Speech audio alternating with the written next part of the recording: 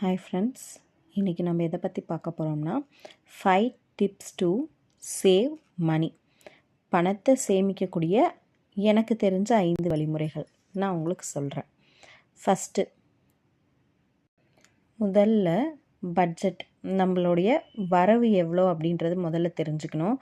சம்பளம் எவ்வளோ வருது, அதில் நம்ம எவ்வாறு பட்ஜெட் போடணும் அப்படின்றத தெரிஞ்சுக்கணும்.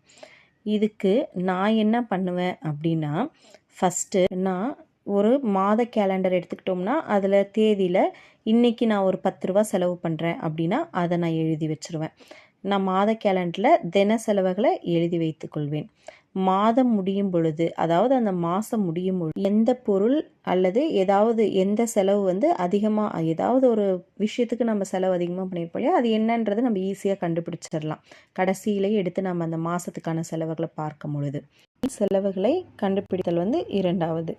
இப்போ கேலண்டரில் எழுதி வைத்திருக்கிறதுனால நான் என்ன பண்ணுவேன்னா, அந்த மாதத்துக்கான தேவையற்ற செலவுகள், எந்தெந்த செலவுகள்லாம் தேவையற்ற வீண் செலவுகள் அப்படின்றத ஈஸியாக நான் கண்டுபிடிச்ச உதவுகிறது. அடுத்தது, இப்போ கண்டுபிடிச்சாச்சா, 3வது ஸ்டெப்ஸ் என்ன அப்படின்னா, வீண் செலவுகளை குறைத்தல். இப்போ நம்ம வீண் செலவு எது அப்படின்றத நம்ம கண்டுபிடிச்சிட்டோம். அந்த வீண் செலவு அடுத்ததாக நம்ம என்ன பண்ண போகிறோம்னா குறைக்க போகிறோம். அது எப்படி குறைக்கிறதுனா, முதல்ல வீண் செலவில் ஈஸியாக குறைக்கலாம். எப்படி? நம்ம ஃபஸ்ட்டு பெரிய பெரிய ஷாப்பிங் மாலுக்கு போயிட்டு க்ராசரிஸ் வாங்கக்கூடாது.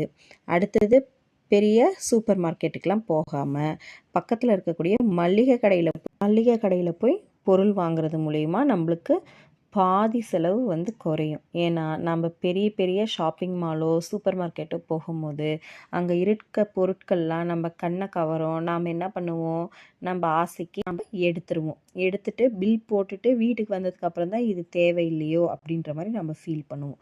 அதனால் நம்ம பக்கத்தில் இருக்க மளிகை கடைக்கு போய் பொருள் வாங்கும் போது இந்த மாதிரி தேவையற்ற வீண் செலவுகளை குறைச்சிடலாம். அடுத்தது, நான் ஒரு 2 மாதமாக என்னோடய வீட்டில் செஞ்சுருக்கக்கூடிய ஒரு விஷயம், டிவி கேபிள். இப்போதெல்லாம் யாருமே டிவி பார்க்குறதே இல்லை. 2 பேருமே கையில் ஃபோன் வச்சிட்ருக்கோம். குழந்தைக்கு ஃபோனும் தரதில்லை, டிவியும் பார்க்குறதில்ல. அந்த மாதிரி இருக்கும்போது ஏன் நம்ம மாதம் மாதம் காசு கேபிளுக்கு தரணும் அப்படின்னு யோசித்தேன். அதுவும் இல்லாமல் ரீசார்ஜும் நம்ம காசு தர மாதிரி இருக்குது. நாம் எப்படியும் ஃபோன் தான் பார்க்குறோம், டிவி யாரும் பார்க்குறதில்ல. சீரியல்ஸ்னால் கூட ஹாட்ஸ்டாரில் நம்ம எப்படியும் ரீசார்ஜ் பண்ணும்போது அவன் ஜியோ டிவி இதெல்லாம் ஃப்ரீயாக தந்துடுவான். அப்படி இல்லைனா விஜய் டிவி சப்ஸ்கிரிப்ஷன் தந்துடுவான்.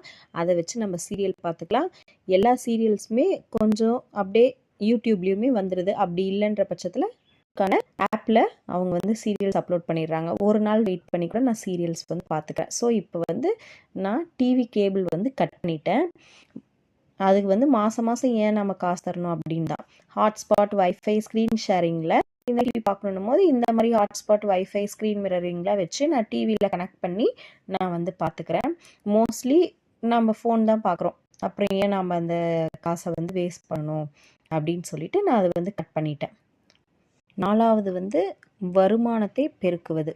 உங்களுக்கு உங்களோட மாத சம்பளம் எவ்வளோன்னு தெரியும். அதை வச்சு நம்மளால் ஒரு சில விஷயங்கள் செய்ய முடியாது. அதுக்காக நம்ம நம்மளோட வருமானத்தை இன்னும் கொஞ்சம் அதிகரிக்கிறது. அதில் ஃபஸ்ட்டு என்ன அப்படின்னா, பார்ட் டைம் ஜாப் இல்லைனா ஒர்க் ஃப்ரம் ஹோம். வீட்டில் இருக்க பெண்கள் இதை செய்யலாம். இதில் இன்னொன்று என்ன அப்படின்னா, ஸ்கேம் தான் அதிகமாக இருக்குது. உங்களுக்கே தெரியும், ஸ்கேம் தான் அதிகம். அதனால் நாம் ஃபஸ்ட்டு கவனமாக இருக்கணும். நம்பகமான ஆட்கள், அதாவது நம்மளுக்கு தெரிஞ்சு ரொம்ப வருடங்களாக பழகிட்டு இருக்க ஆட்கள் மூலயமா மட்டும் ஏதாவது ஒர்க் ஃப்ரம் ஹோம் வந்ததுன்னா அதை ஒப்புக்கொண்டு நம்ம செய்யலாம். ஃபோன் மூலயமா ஏதாவது வேலை வருது அப்படின்ற பட்சத்தில் ஃபோன் மட்டும் வச்சு நீங்கள் செய்கிற மாதிரி இருக்கும் அப்படின்னு வந்ததுனாவே அது 95% ஸ்கேமாக மட்டுமே தான் இருக்கும். என்னோடய ஃப்ரெண்டு கூட இந்த மாதிரி 13,000 ரூபா வரையும் இழந்திருக்காங்க. அதனால் நீங்கள் என்ன பண்ணுறீங்க, ஃபோன் மூலயமா ஏதாவது வேலை அப்படின்னா நீங்கள் அதை ஒப்புக்கொள்ள வேண்டாம். அந்த மாதிரி வேலைகளை ஒப்புக்கொள்ள வேண்டாம். ஏன்னா நம்ம கையில் இருக்கிற காசும் நம்மளது வேஸ்ட் ஆகிடும். வீட்டிலேருந்து வேலை செய்கிறது ஓகே தான், ஆனால் அது எந்த மாதிரி வேலை அப்படின்றத பொறுத்தும், யார்கிட்ட நம்ம செய்கிறோம் அப்படின்றத பொறுத்து நீங்கள் ரொம்ப கவனமாக இருந்தீங்கன்னா இது ஓகே. அடுத்ததாக குறிக்கோள்.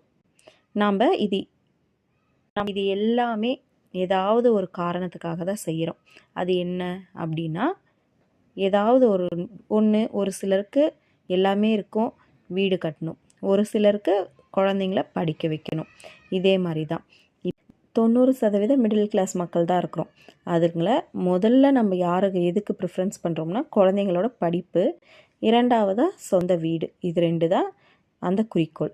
இது நாம் சாதிக்கிறதுக்கு வெகு நாட்கள் ஆகலாம். ஆனால் இது இரண்டுமே நம்மளுக்கு சந்தோஷத்தை தரக்கூடியது. அதற்காக வேண்டி நம்ம கோல்டு, சில்வர் சேமிப்பு, வருடம் நகைச்சீட்டு, பேங்க் டெபாசிட் இந்த மாதிரி எல்லாம் பண்ணுறது மூலயமா தான் நம்மளோட குறிக்கோளை நாம் அச்சீவ் பண்ணுற மாதிரி இருக்கும். இப்போ இந்த 5 பாயிண்ட்ஸ் என்னென்ன அப்படின்றத பாருங்கள். முதல்ல பட்ஜெட் போடணும், அடுத்தது வீண் செலவுகளை கண்டுபிடிக்கணும், அதை குறைக்கணும், அடுத்ததாக வருமானத்தை பெருக்கணும், நம்ம குறிக்கோளில் முடிக்கணும். இது 5 தான் நம்மளோட சேவிங் டிப்ஸ். இப்போ இந்த வீடியோ உங்களுக்கு பிடிச்சிருக்கு, இதே மாதிரி மேலும் நாங்கள் டாபிக்ஸ் எதிர்பார்க்குறோம் அப்படின்றவங்க லைக் பண்ணுங்கள், சேனலுக்கு சப்ஸ்கிரைப் பண்ணுங்கள்.